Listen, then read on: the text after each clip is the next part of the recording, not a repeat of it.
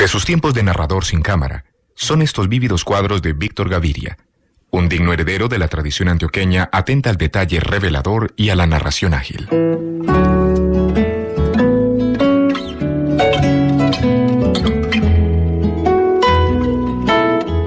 La ilusión de las voces.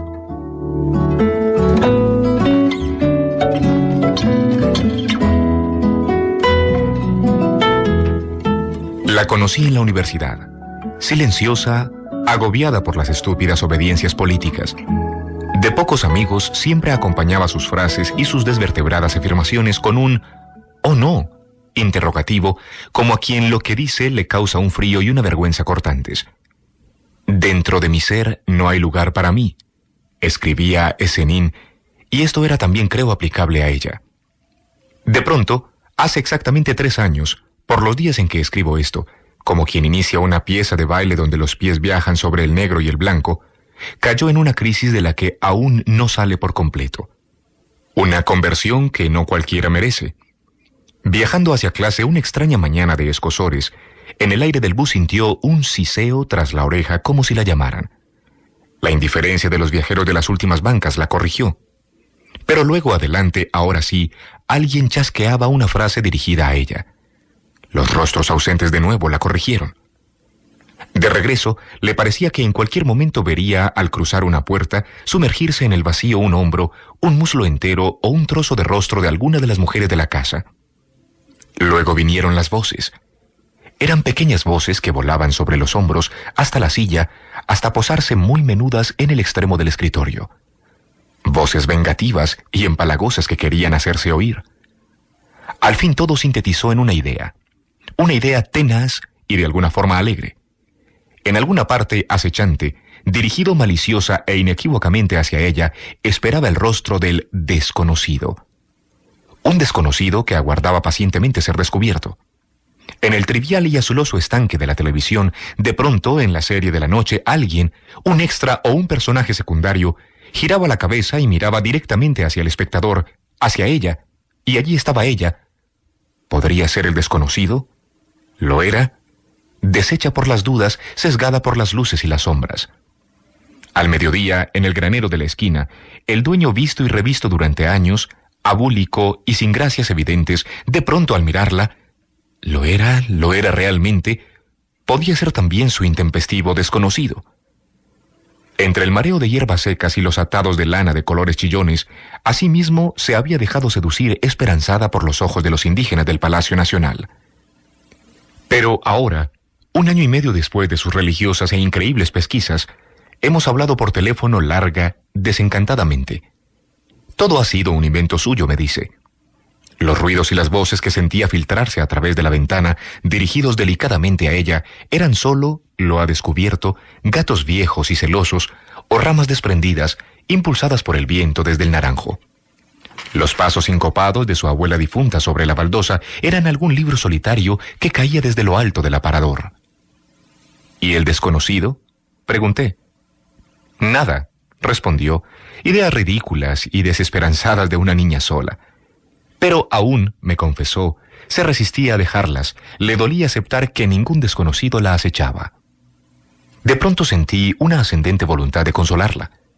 Voluntad inútil y tonta, que atropelladamente no realicé.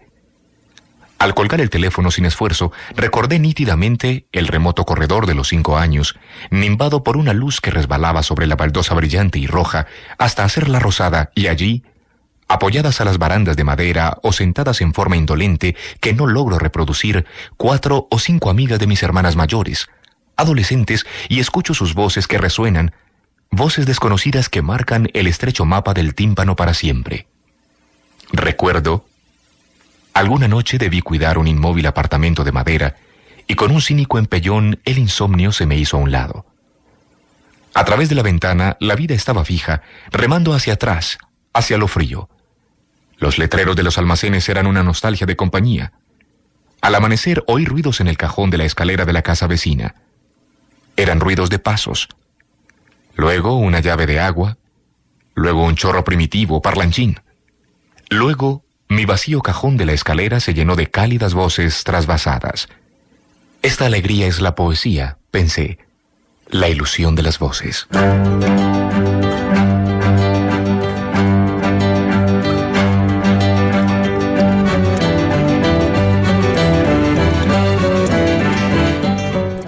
El dogmático invisible.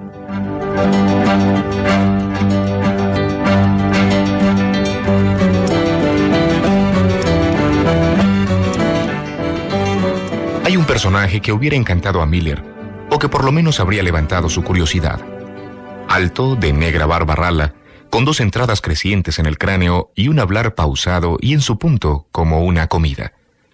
Lo había entrevisto, distante y mayor, en los patios del colegio, pero ahora tenía la oportunidad de oírlo hablar en ese nivel de entusiasmo del que ya no posee casi nada. Bajo el saco oscuro azul que llevaba invariablemente, nada extraño podía sospecharse, pero bajo la simple camisa su brazo izquierdo zigzagueaba como una preocupación. Su brazo era una historia singular. Durmiendo cerca a las cavernas del Nus con un amigo, en una larga noche de fiebre había comenzado a hostigarle con indirectas, agudas observaciones que saltaban de su fiebre licuosa, hasta que el otro, práctico, desesperado, le había quebrado su brazo en 2 partes con una fría llave de karate. Así había sido. Pero enseguida sonreía al concluir que su amigo había muerto al año siguiente de un ataque al corazón, que no era otra cosa, él lo sabía, que el fin del desarreglo natural que con su acto aquella noche había despertado. Su idea de la justicia era, como se ve, entusiasta. Así como sabía por el brillo de los ojos en las fotografías si alguien estaba vivo o muerto, todos los funcionarios que aparecían en la prensa estaban obviamente muertos, así, alguna noche se había disparado una diminuta bala de la U, vía al corazón, que por milagro había encontrado un estrecho vacío rosado y deslizante. Los que son justos no pueden morir así nomás. Tenía infinidad de poemas y era amable. Dejar florecer la realidad a través de un puñado de poemas, dejarla florecer más allá del comentario, es la más segura vacuna antidogmática. Se habla con otros, pero entre ellos y uno siempre hay una tercera cosa, una pausa, un titubeo respetuoso que evita el dominio de uno sobre ellos y viceversa. Pero sus poemas eran solo la sucesión de sus ideas fijas. A la tercera frase de un poema ajeno se aburría y se inquietaba como alguien aislado durante meses que ahora está ansioso por salir. Y su amabilidad se trocaba en una irascible indiferencia despampanantemente expuesta. Su justicia al cabo de los días empezaba a dar muestra de cambio. Cuando desde el fondo de la sala, mezclado entre las sombras pardas y el resplandor rojizo del sofá, decía a una pareja a la que apenas conocía: «Veo que entre ustedes las cosas no marchan bien», y sonreía frotándose las manos por la confusión creada. O cuando, sentado al borde de la cama intensamente pálido y limpio, lanzaba hacia uno, víctima de una gripe fuerte, su sonriente opinión de «Estás lleno de fuerzas negativas, mi amigo», y se envanecía de su sintomática buena salud. Aún en esos casos era un dogmático visible. Pero cuando su urgencia de amigas crecía, solo entonces decidía mutarse. Cierta noche lo confesó. En sus sueños, los que controlaba a capricho, salía de su cuerpo y después de andar calles vacías y prados con manchas de luz, se introducía a las casas de sus amigos, hasta sus habitaciones, y se metía a sus propios cuerpos y miraba con sus propios ojos. Entonces veía a sus compañeras impunemente, y les veía sus sueños deliciosos, sus caderas inflamando el aire de la pieza o tendidas en la cama esperando. A veces, cuando estoy con una amiga que le encanta, y vamos en un vagón fugaz, de pronto, sin pensarlo, me inquieto. Pero luego sonrío. Dejo, a punto de dormirme, un frío lugar en la cama. Nada puede hacerse, creo, contra un dogmático invisible.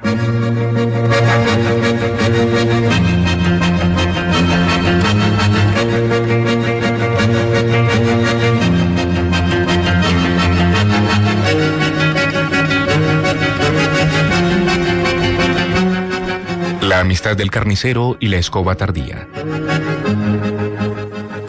La vida de un intelectual es imprevisible.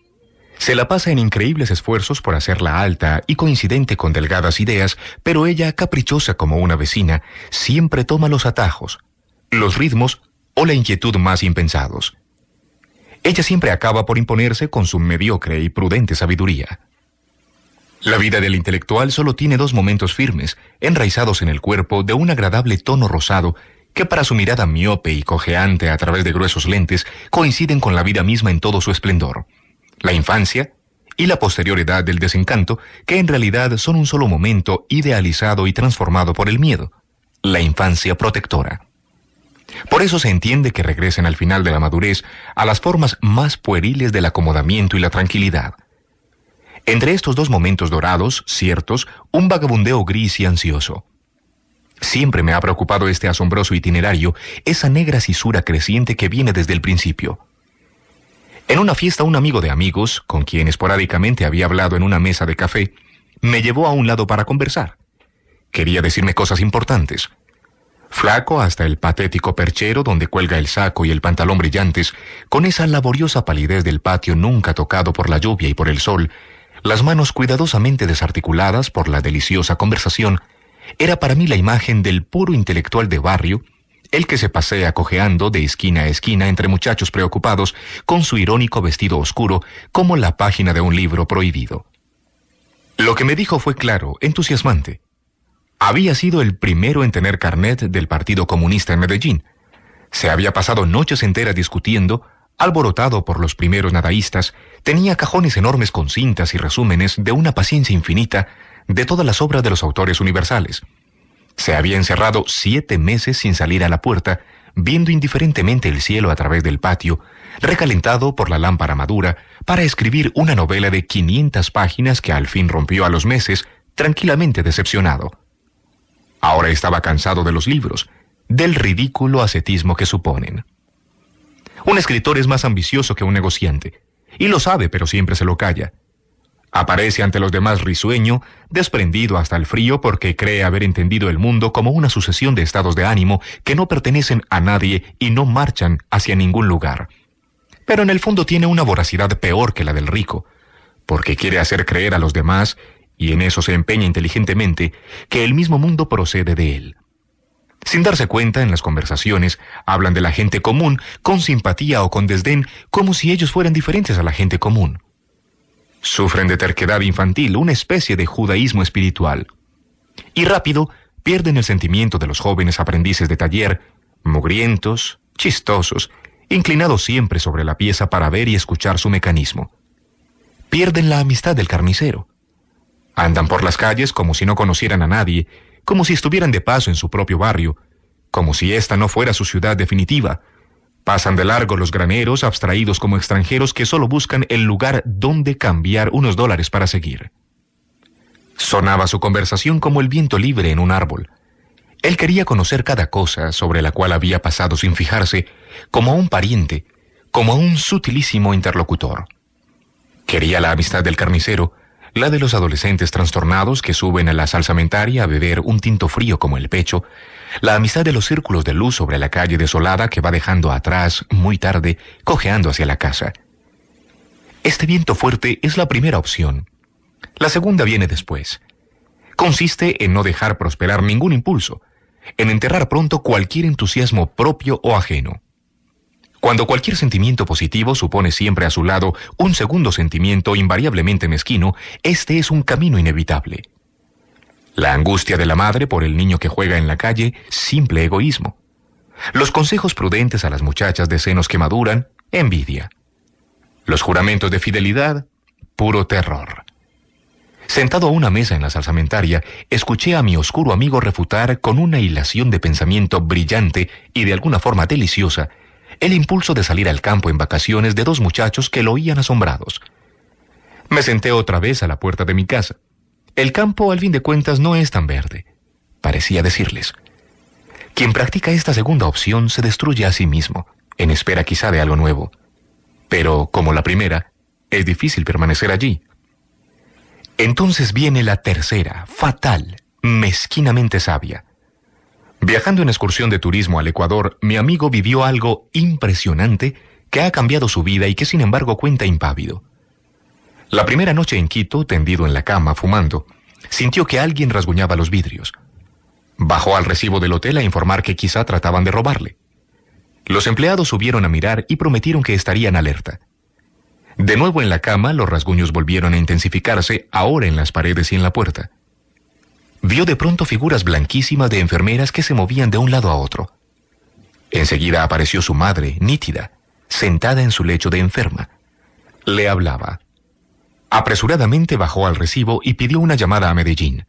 Su madre, en coma hacía un año, se había agravado aquella noche. Si viajaba enseguida, quizá podría verla. Al regresar 2 días después, su madre se había recuperado. Él cuenta su historia a los amigos con una increíble naturalidad. Con igual naturalidad ha cambiado. Su palidez va dejando entrar otros colores. Los domingos se levanta temprano y después de 15 años baja hasta la iglesia y comulga impasible. Al salir se demora hojeando en el puesto de revistas todas las ediciones de prensa del domingo hasta que compra la suya. Lentamente, como si paladeara la acera amarilla con su paso irregular, sube hasta la casa y muellemente se sienta en un sillón a leer. Los días de semana siente a veces un extraño deseo ascendente de ayudarle a su hermana en el arreglo de la casa. Es un deseo pueril del que se ríe. La cisura se rellena temporalmente, no sé si para siempre. Este itinerario es cómicamente pavoroso. Sobre él, como sobre una delgada cuerda, está uno, entre la amistad del carnicero y la escoba tardía.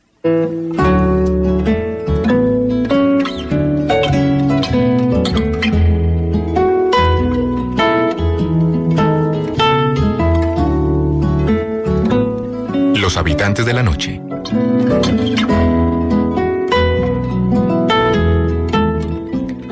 Los habitantes de la noche podría ser perfectamente el título de un libro de poemas de alguno de los poetas surrealistas del país. Pero no se trata más que del nombre de un programa de radio que se pasa de las 12 de la noche a las 4 de la mañana en una emisora de la ciudad. Un programa que se reduce a un muy simple, pero sabio esquema operativo. El locutor se limita a recibir llamadas de todos aquellos que no duermen, celadores, prostitutas, obreros de turno negro, aprendices de escritor, insomnes de todas las razones. El locutor, una especie de oportunista cálido, inteligente, escucha las quejas de todas las personas. Señoras a quienes persigue un inspector. Escucha ofrecimientos de trajes para novia, colchones en perfecto estado, autos de segunda, enciclopedia Salvat a la que le falta solo el último tomo.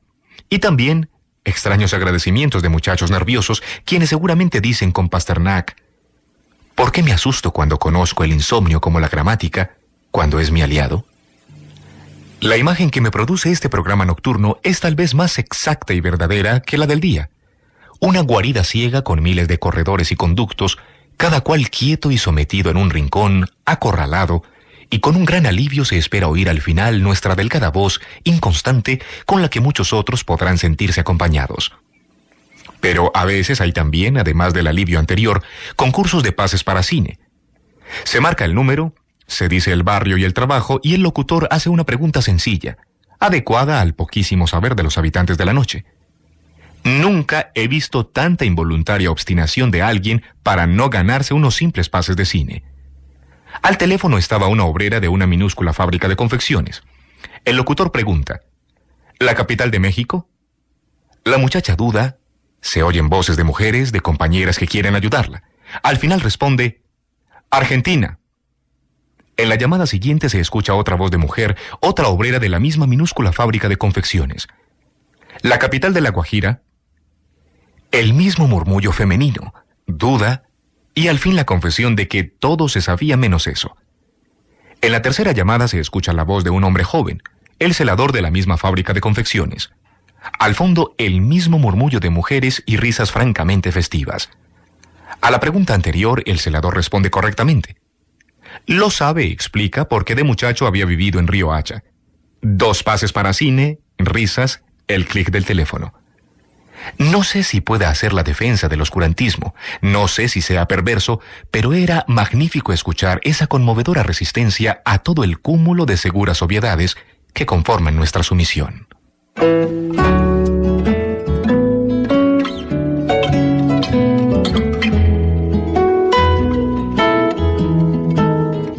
La carta a Lafayette.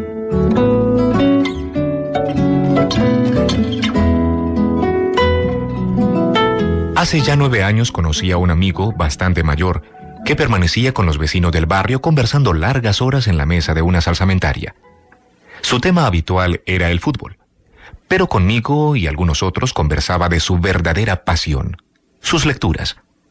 Había terminado solo primaria, había sido mandadero de farmacia, empleado de almacén, cajero, administrador de un restaurante en el Sena. Había pasado años enteros sin hacer nada útil.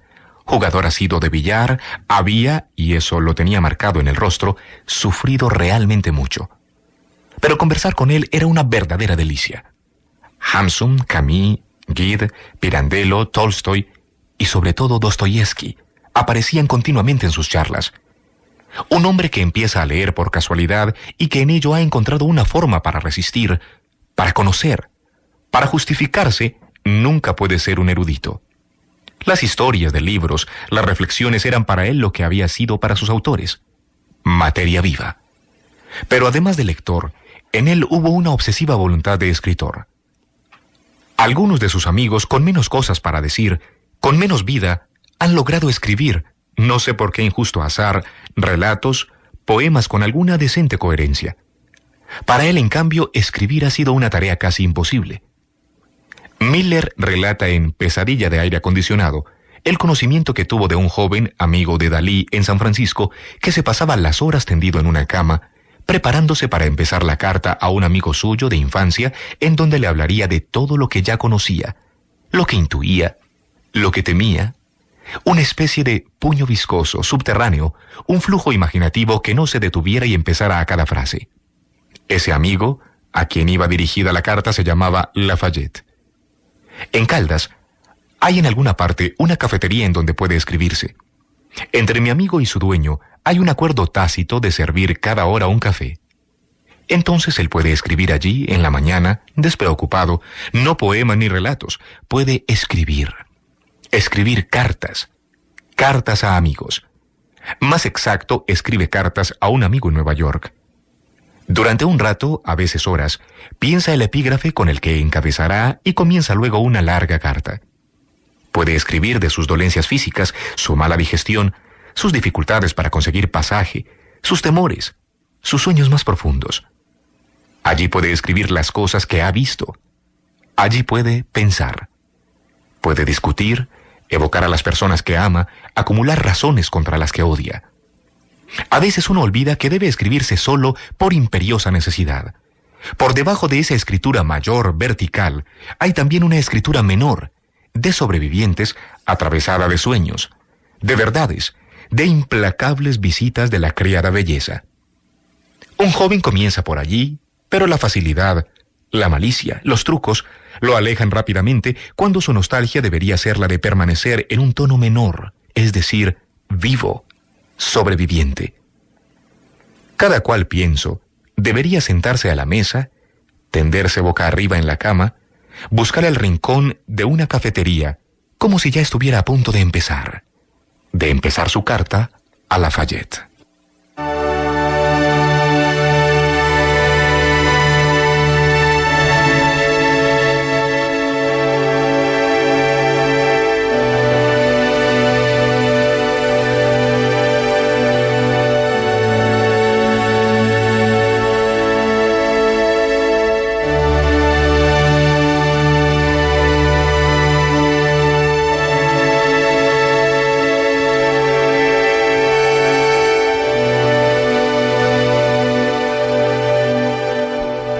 Literatura para oír están escuchando Narrando sin cámara.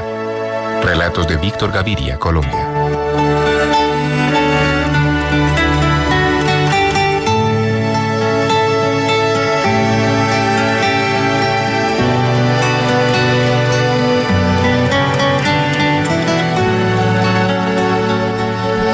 La compañía del papel infinito.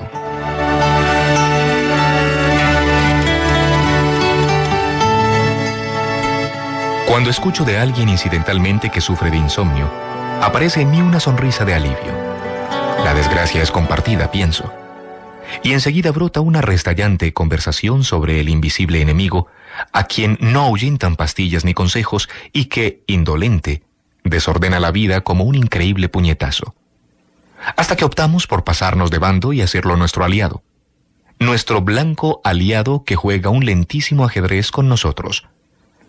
Además sé que en este momento, al escribir, en un lugar preciso de esta ciudad tengo una aliada.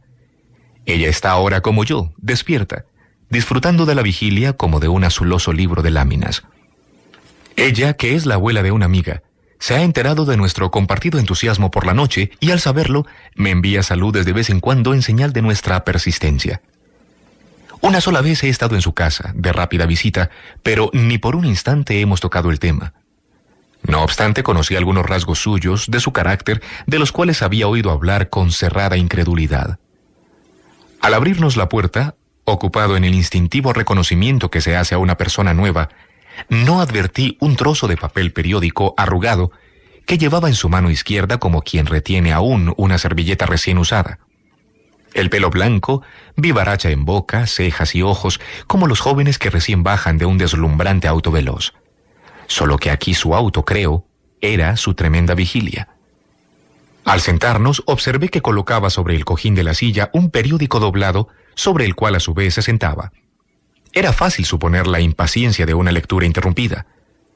Pero luego, al sonar el teléfono y ver que tomaba el auricular con otro trozo de papel y conversaba con la bocina intencionadamente alejada de la boca, simpática, expansiva, recordé y acepté la increíble compulsión que mi amiga me había relatado.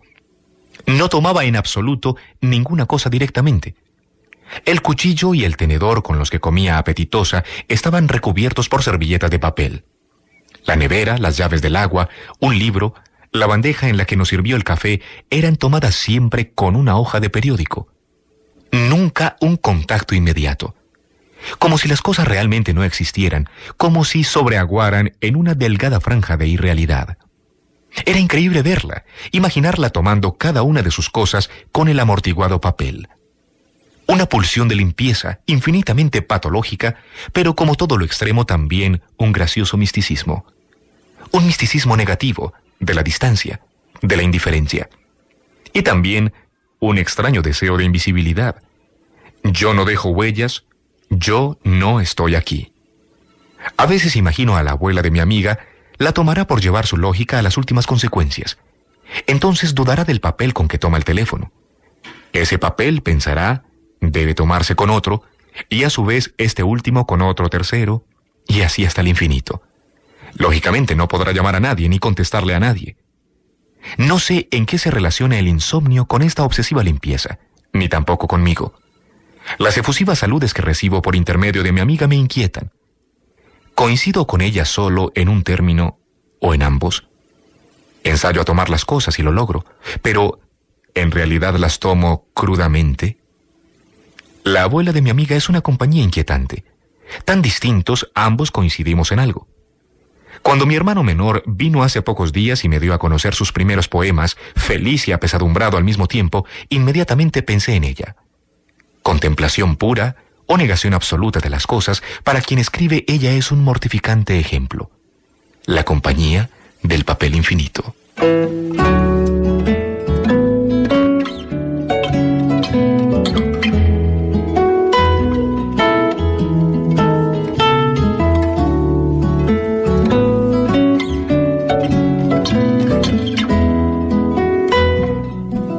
Literatura para oír han escuchado relatos de Víctor Gaviria, narrando sin cámara.